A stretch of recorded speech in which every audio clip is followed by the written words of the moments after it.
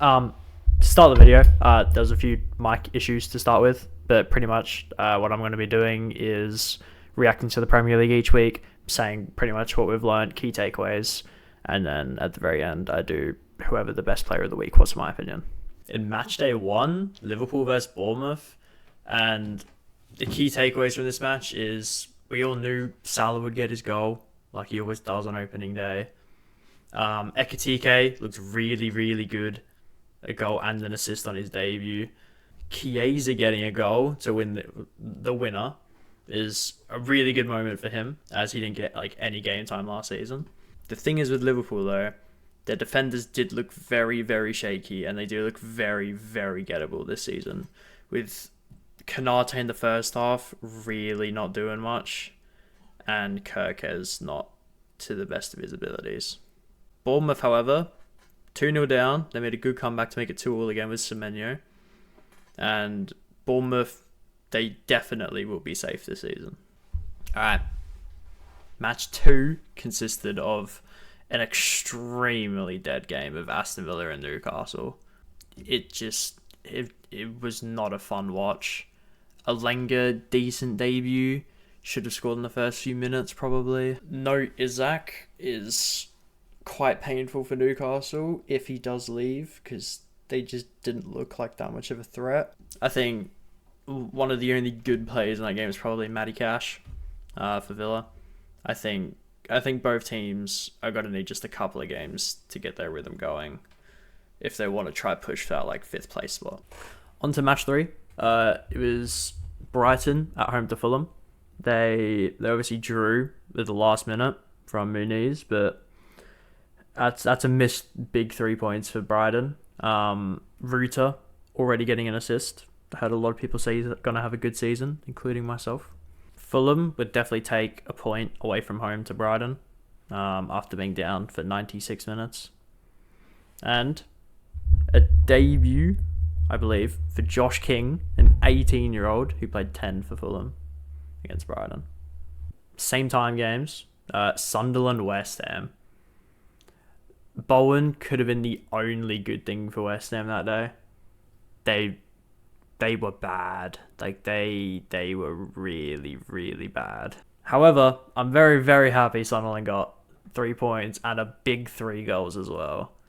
The vibes going on there, I'm liking what I'm seeing.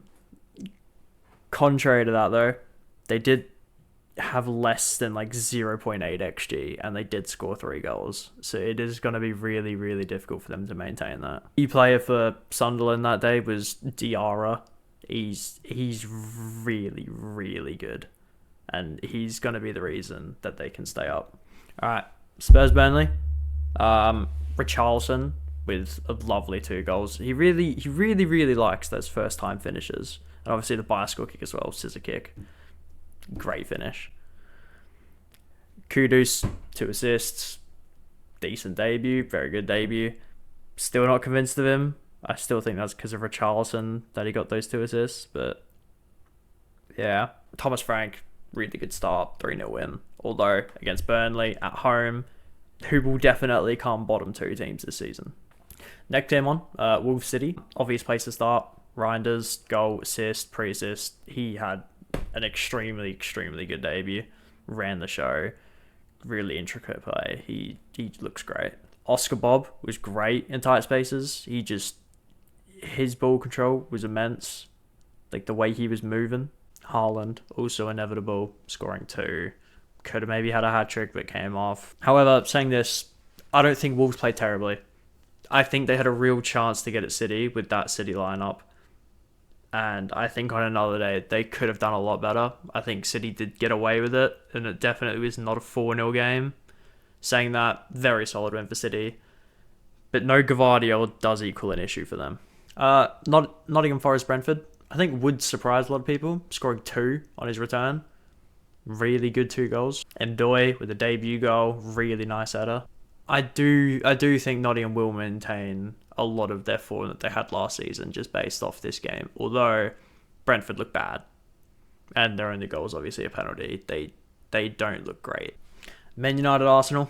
I feel like Gyökeres that game didn't get involved as much as he'd like to. I think he will eventually be suited more to the left, and Havertz will maintain his position up top, which I feel like a lot of people disagree with, but I see Gyökeres as a left winger in this Arteta system more than a striker. Odegaard and Raya were the best two players for Arsenal. However, saying that, United were a better team. United deserved something from that game. They just played better than them, and it was unlucky that they conceded a corner goal from Arsenal. They look a lot better this season than they did last season, although not difficult, but yeah, they look like a lot better of a team. Everton Leeds. I watched the first half of this one because it was at like 4:30 a.m. In the first half, Leeds were dominating. I'm not gonna lie, they really, really surprised me. Obviously they did get the win in the end, but yeah, Everton, they can't be losing those games to Leeds. With where I predicted them to come in the league in like the top 10, I thought they'd be a lot better against these level of teams. I thought they would have walked away with the win. Moving on to the team that I will talk primarily about in these style of videos. I'm going to spend like a lot more time just talking about Chelsea in general because they're my team and I'm going to have a lot more to say on them. And I'm going to be way more in depth of how they are. That's why I'm doing it at the very end. I think the best place to start off with is the score, which was 0-0. I think it's a really, really disappointing result at home for the first game of the season when we want to be pushing for a league title. I don't think the new signings played well this game, which I'm really disappointed about. I think João Pedro was quiet, and I think Gittins was really, really poor, especially for like a winger. I think the only good thing about this game was Estevao. Yeah, I think he was the only like bright thing about this game. I think Palmer just got shut down by the two defensive mids. I just don't think he had a chance. I think Enzo was really poor. I think Neto was one of our better players. I think we really, really struggle. Obviously, no Tosin and Colwill injured for ages. We have no one else for that central centre-back position. Achampong was okay at best. Just, we couldn't find the right passes to get it forward. A big talking point about this game was the free kick, which, in my opinion, wasn't a free kick in the first place. I think the refs were really, really poor. Like this first game week, I think they've been really, really bad for every single game. I think there's been multiple wrong decisions. But this free kick, I don't think was a free kick at all. Then obviously, as they scores, they celebrate, gets disallowed, which was the correct decision based on the rules. Not saying it's a good rule, but the player's not allowed to be within a metre of the wall. And that is obviously the correct call from the ref. That's fair. You can't disagree with that. I don't think Palace are a good team, don't get me wrong. And they obviously, looking at their starting 11, they have a really good starting 11.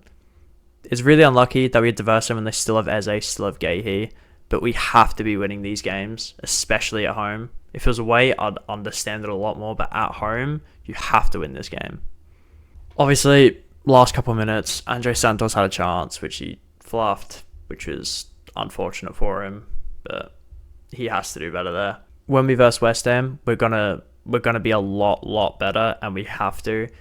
West Ham just lost 3-0 to Sunderland. If we don't beat them by 2, 3, 4, 5, 6 goals, we got to be questioning, I'm not gonna lie. We should be dominating West Ham. If they sit 7 at the back, then sure, 2-0 win, whatever, right? But we have to go into that West Ham game and just try and destroy them. With all the negatives, I still thought we defended quite decently.